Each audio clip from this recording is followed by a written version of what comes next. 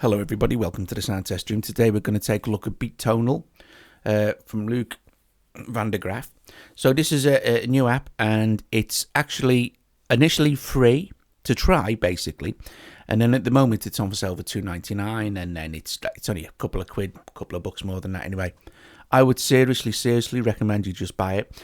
But if you like figure, you're gonna love this because it's kind of similar workflow. It works in a similar manner. Okay, so you can see that you can long press and then you can adjust your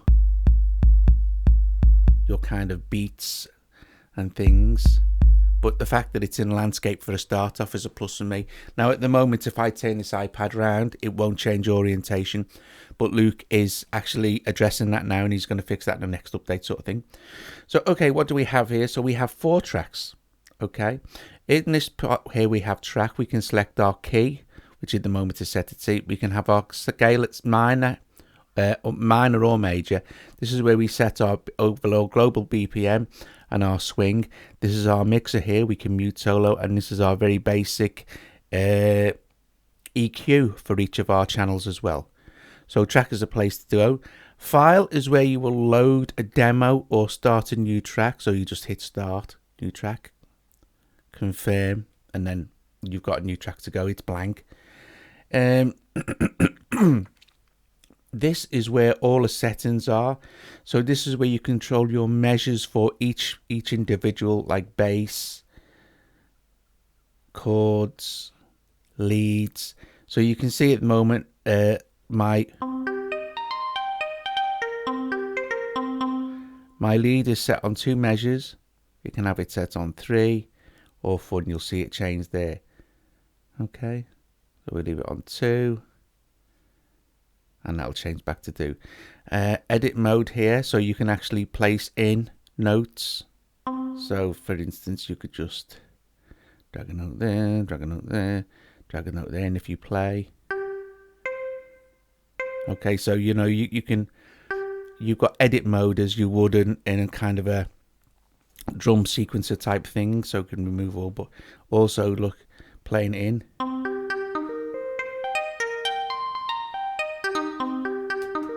It's very cool too. So that's the easiest way to do it there. I like to do it the figure way, kind of just draw your patterns in as you go. Okay, so we've seen that we have measures, we have our quantize. We can have this. At the moment we can have it set to poly. Octaves, self-explanatory.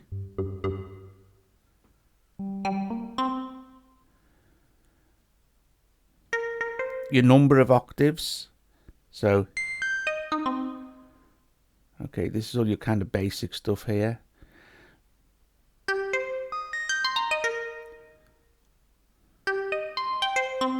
Your scale size. And then this is like your note control sort of thing. So this is cool. Let's get out of edit mode there. Here you have control over the type of note. So at the moment this is set on low pass. And if we can change our note, it'll be more staccato-ish.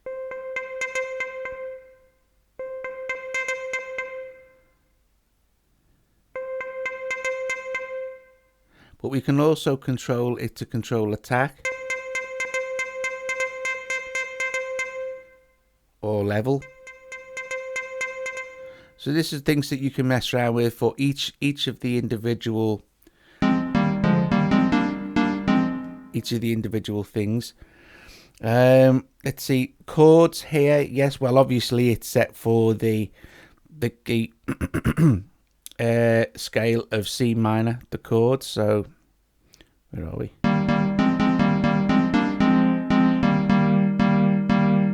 And also for each and every one of them, this is how the pattern works. So at the moment you can hear it's giving me just a 4 there. If we hit this, we can set this at free play here.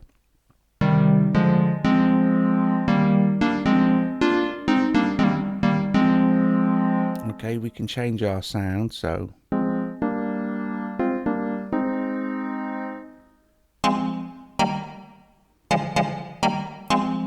and if we didn't want it to be free play, if we wanted it to be sort of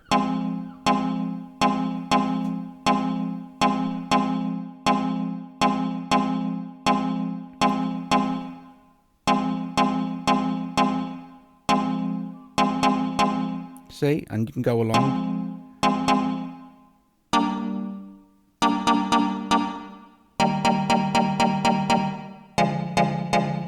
Or you can make a custom one. There you go, super simples.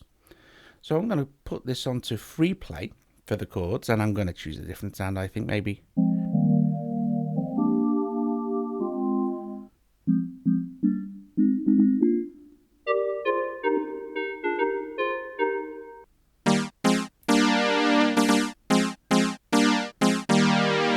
I'll leave it on there. Same for the lead. So for each, again, you have your presets that you could choose. You have some basses. You can choose from any of the.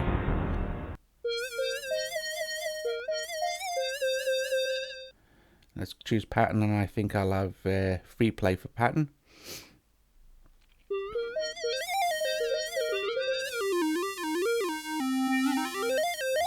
So you have your oscillator as well.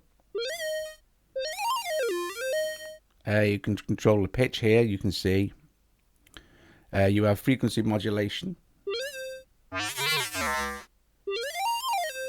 And you have effects, and you have each effects.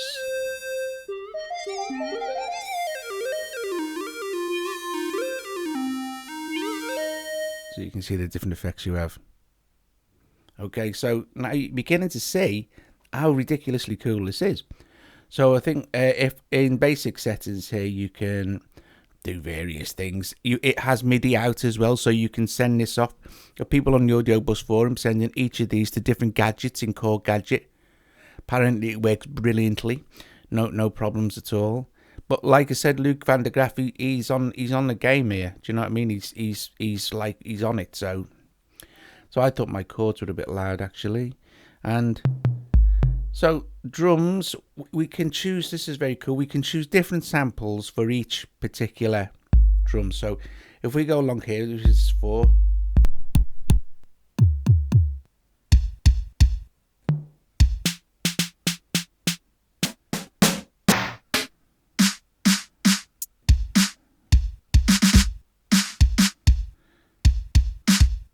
Now you have, for the drums you have global effects here, so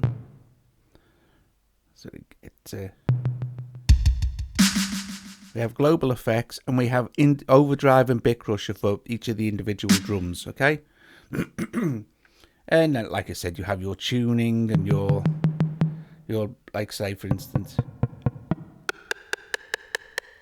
volume level there,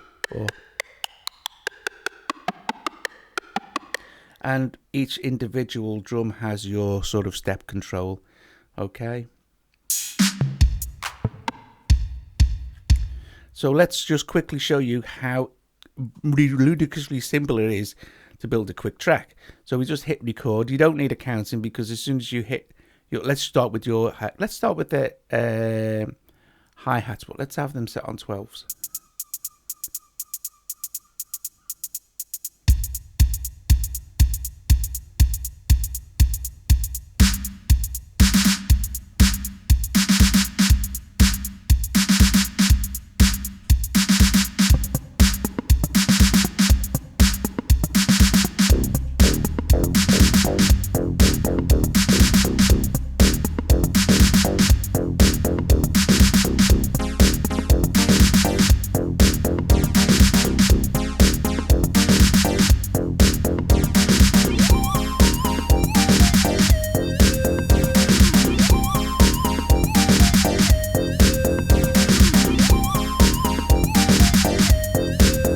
There you go, guys.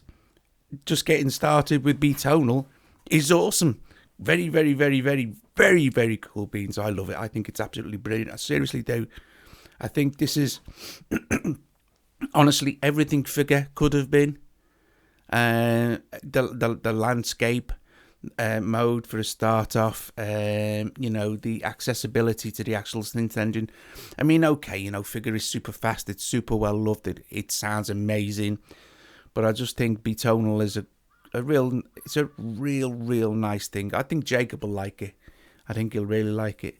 Anyway, guys, hope you enjoyed this. If you did like the video, subscribe to the channel. Consider becoming a patron. There'll be links popping up everywhere.